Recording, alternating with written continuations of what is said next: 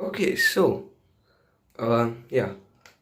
Well, I saw this question on Cybermath's Twitter and yeah, I was intrigued by it. I was like, okay, there's many things to do here. And so, yeah, we have to evaluate this expression, the sum from 1 to infinity of 1 upon k times k plus 1. Okay. Well, so, okay. Yeah, we probably want to get like some kind of a minus sign in here, so. Well, let's think about this, right? Okay. This can be written, okay, so this can be an LCM. Well, what can it be an LCM of? Let's see. Um, hmm. Well, let's see. So, first of all, this can be written as 1 upon k, this expression I'm talking about right now, times 1 upon k plus 1, right? But we don't want a time sign. That's not really helpful to us, right? Yeah. How about a minus sign between? This should still be equal, maybe. Let's check. So k plus 1. Oh yeah, because this is okay, because k plus 1 is successor. Oh yeah, I forgot about this. Okay, so because k plus 1 is successor of k, right? Our expression over here can be written as 1 upon k. Okay, let's just write the sum first. 1 upon k minus 1 upon k plus 1. And if you evaluate this, of course, first of all, we get the LCM, the product of these two, times the difference of these two, which will evaluate to 1 because, this is the successor of k. Yeah, that makes sense. Okay. Well, from here, I'm just gonna plug in a bunch of values, I guess. I don't know. Maybe there's something clever we can do. Maybe there is. I don't know. Maybe I'm missing something. I mean, I'm just gonna go plug in some values, right? So for 1, well, we get 1 upon 1, which is 1 minus 1 upon 2. Okay. That's the first term. And then the second, well, it's really not the first part, I guess. Okay. Of infinite parts. So 1 upon 2 minus 1 upon 3. Okay, plus 1 upon 3 minus 1 upon 4. And well, I mean, from here you should really get the idea, right? Minus 2 and plus 2, these cancel out. Minus 3 and plus 3, these cancel out. Minus 4 and plus 4 will be here, so they cancel out, and so on and so forth. So yeah, and this goes on forever, right? Because it's going to infinity. So we know that these things are just going to cancel out, and at the end we just get 1. Pretty nice. Okay, so well, I mean, yeah, that's one way to do it, right? But like another thing I recognize over here is, okay, so if you're not familiar with combinatorics at all, okay, so first of all, a combination which is n choose r, this is equal to n factorial upon r factorial times n minus r factorial, right? Okay, so one thing I kind of noticed over here is like this can be, okay, so I think it can be written as n choose 2. This is verified, right? N factorial upon 2 factorial n minus 2 factorial, well, and of course n factorial can be written as n times n minus 1 n minus 2 dot upon 2 factorial times n minus 2 n minus 3 dot, right? And of course these and these cancel out, so we get, and 2 factorial is 2, right? Yeah, so n times n minus 1 upon 2 is n choose, not upon 2, n choose 2. Yeah, n choose 2, right? Yeah, that's pretty good. Okay. Oh, but that's like, well, that's n and n minus 1, but okay.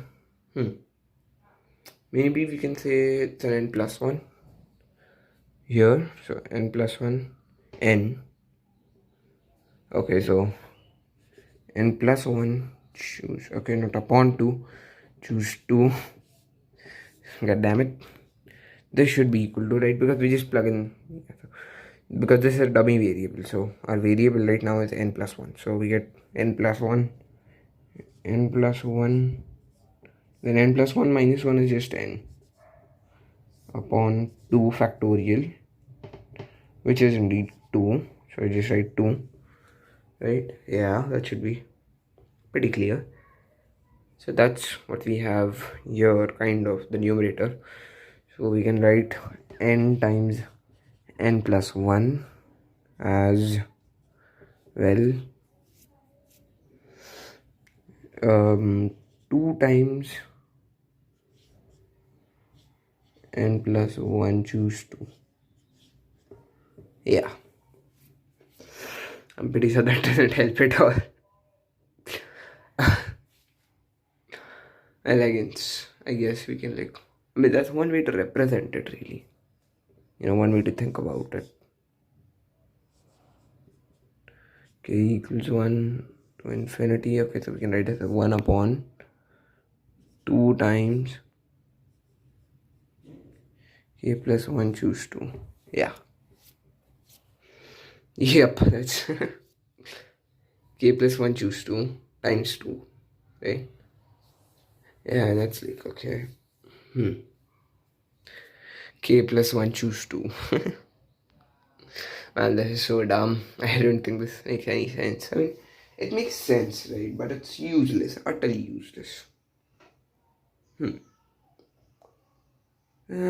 thinking, can we, like, okay, so k plus 1 choose 2. So let's see, right? First of all, you get 2 choose 2, which is pretty sure that's like 1. Yeah, no, I mean 2 choose 2. It should be like, yeah, 0 factorial. 1, then 2, then, yeah, that's 1. Oh yeah, isn't that like an identity or something? 1, so first term we get 1 half. Then the second term we get 3 choose 2, which is 3 factorial, which is 6 upon 2 factorial, which is 3, 1 upon 3. Is the second, wait, what is the second term equal to? No, it's 6 upon 3. No, wait. I don't know, let's try to evaluate it this way, right? So 1 upon 2 will be the first term, we just evaluated that in our head. So plus, okay, let's see. So k plus 1 choose 2, so 3 choose 2. Well, that's 3 choose 2. 3 factorial, right? And this is really a mess, so deal with it, I guess, I don't know. 2 factorial times, well, 1 factorial. Yeah, we don't need to calculate that stuff. That should just be 3. Is it 3? What? 1 half plus 3? Am I that wrong? What the hell? Yeah, wait. I think I'm like very wrong. 1 half plus 3. Yeah, it's just wrong. It's just wrong then and there. Okay. What? So n is 3, right? 3 in 2 factorial. 3 minus 2 is 1. Yeah, it should be 3. What the hell? Oh, okay. Sorry. I messed up. So it is 3, but it's 1 upon 6. Oh, yeah, okay, so. No, I was correct. Yeah, I'm a genius. Just never mind that. So is this 1 upon 6? Well, let's see, right? So 2 3s are, well, that's 6. The denominator is 6. 3 minus 2 is equal to 1 upon 6. Yep, it is 1 upon 6. Then you get a plus, okay. Well, 4 choose 2, that's something. So that's just 2 factorial times 2 factorial is 4. Guess that's 3 again. 1 upon 6 again? What? Huh? Wait. Okay, let's evaluate this. Is it 1 upon 6 again? What the hell is... Yeah. Okay, I'm just gonna evaluate it again, right? So 3 4, well, that should be 12, and there should be 4 minus 3. No, it should be 1 upon 12. Well, what did I do wrong? Let's try it, right? 4 factorial upon 2 factorial times 4 minus 2 factorial. Okay, so these two cancel out. We get 4 times 3 upon 2. That's 12 upon 2. That's 6. Yeah. So we get 6 as this part. And then we get 6 times 2. That's 1 upon 12. Okay. I'm pretty sure that doesn't help in evaluating it, right? Because you can't quite cancel out anything. You know? And there's just... Okay, let's try to sense a pattern here. You know? So it's like... Okay, no. I think I'm sensing a pattern here. So it's like...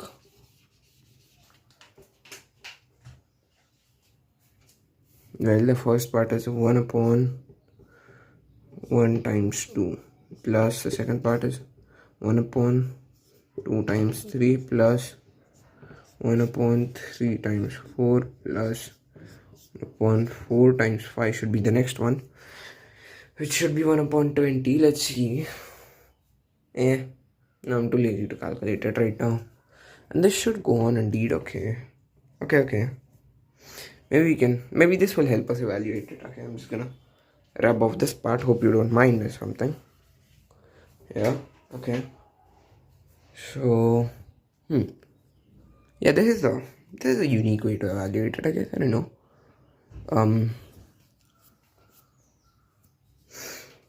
Oh wait, yeah. At the end of the day, the LCM you get is infinity, right? Because usually you're just multiplying all of these together, right? Yeah, that makes sense. Okay. Right? It's 1 upon infinity. It's the LCM you get. Oh no, it's not 1 upon infinity. It's something upon infinity. But then again, what's that something upon infinity? What's that something? Okay. What's the numerator? My terminology, dude, it's just golden. 2 times 3, 3 times 4, okay. So,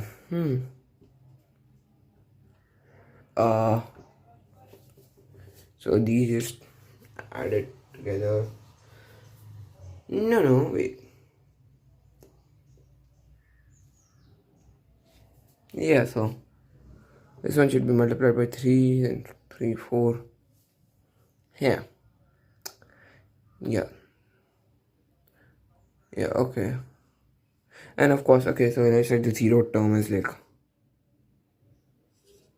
0 upon 0. No, don't do that. No. Thank goodness I didn't do that. That's so bad. Okay. Well, because it's something upon infinity, it should be evaluating to 0. Is that a paradoxism?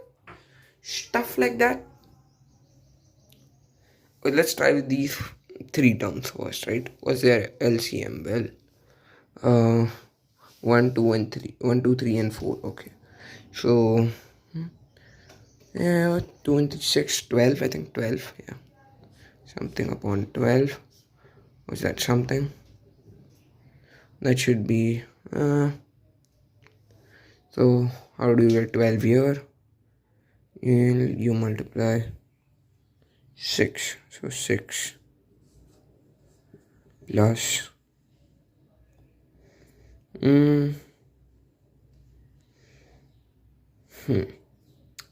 6 plus, how do you get 12 here? Well, this is already 6, so 2 plus, how do you get 12 here? Nothing.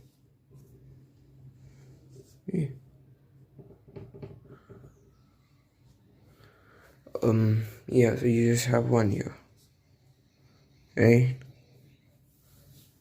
Yeah, now we're doing the first 3 terms, of course, right? Yeah.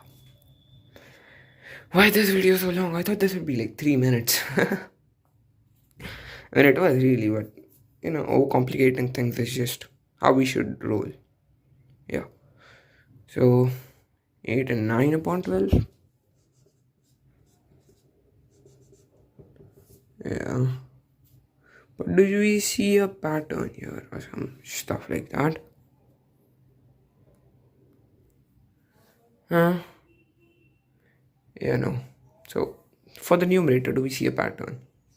Maybe I should try with like the first four terms, which is going to be like really extraneous. Why? 12, and then I think it's just going to be 60. So that's depressing. 30, which is, well, where's 30? Yeah, no, I don't think I see it anywhere.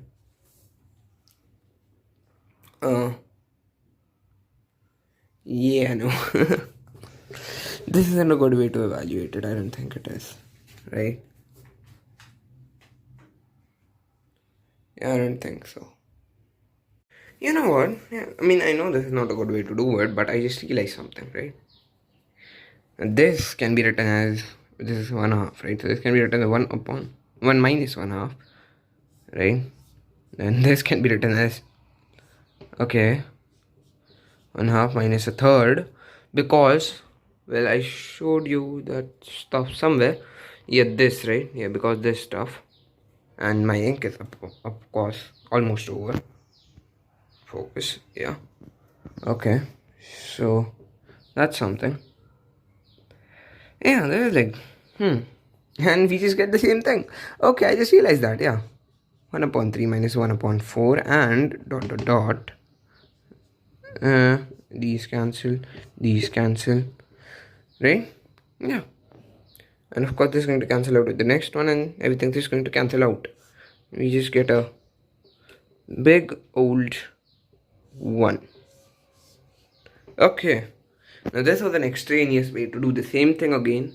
But I mean, again, you should have an open mind regarding these things, right? Because sometimes, maybe you never know, right? Because this can come in handy any day, right? You just never know. You take creative approach towards things. Yeah, pretty nice.